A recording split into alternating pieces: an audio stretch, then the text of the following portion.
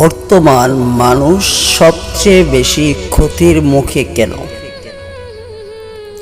বিসমিল্লাহির রহমানির রহিম। আসসালামু আলাইকুম ওয়া রাহমাতুল্লাহি ওয়া বারাকাতুহু। প্রিয় দর্শক, কখনো কি ভেবে দেখেছেন আজ মানুষ এত উন্নত প্রযুক্তির যুগে থেকেও কেন অশান্ত?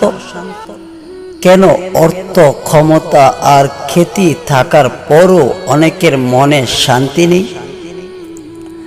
আল্লাহ তাআলা পবিত্র কুরআনে সূরা আল আসরে আমাদের সতর্ক করে বলেছেন যে মানুষ ক্ষতির মধ্যে রয়েছে, তবে তারা নয় যারা ঈমান আনে, সৎ কাজ করে, সত্যের উপদেশ দেয় এবং ধৈর্যের উপদেশ দেয়।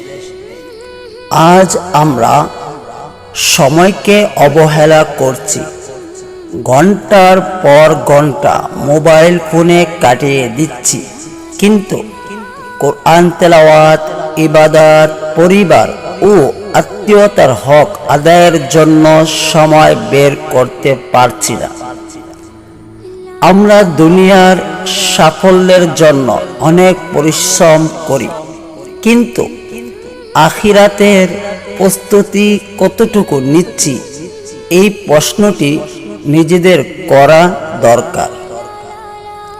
ভাই বোনেরা, একজন মানুষের সবচেয়ে বড় ক্ষতি শুধু অর্থ হারানো নয়, প্রকৃত ক্ষতি হলো ঈমান দুর্বল হয়ে যাওয়া, আল্লাহকে ভুলে যাওয়া, অন্যায়কে স্বাভাবিক মনে করা এবং সৎ কাজ থেকে দূরে সরে যাওয়া।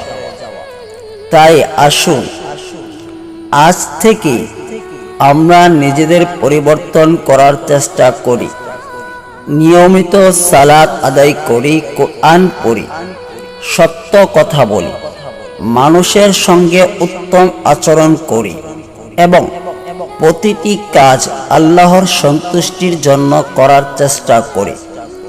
মনে রাখবেন, দুনিয়ার জীবন ক্ষণস্থায়ী, কিন্তু আখিরাত চিরস্থায়ী। আজকের একটি ভালো কাজই হতে পারে আগামী দিনের মুক্তির কারণ। আল্লাহ তাআলা আমাদের সবাইকে সঠিক পথে চলার তৌফিক দান করুন, আমাদের ঈমানকে দৃঢ় করুন এবং দুনিয়া ও আখিরাতের কল্যাণ দান করুন। আমিন সুম্মা আমিন। ভিডিওটি ভালো লাগলে লাইক, শেয়ার ও সাবস্ক্রাইব করতে ভুলবেন না। আল্লাহ হাফেজ। আসসালামু আলাইকুম ওয়া রাহমাতুল্লাহি ওয়া বারাকাতুহু।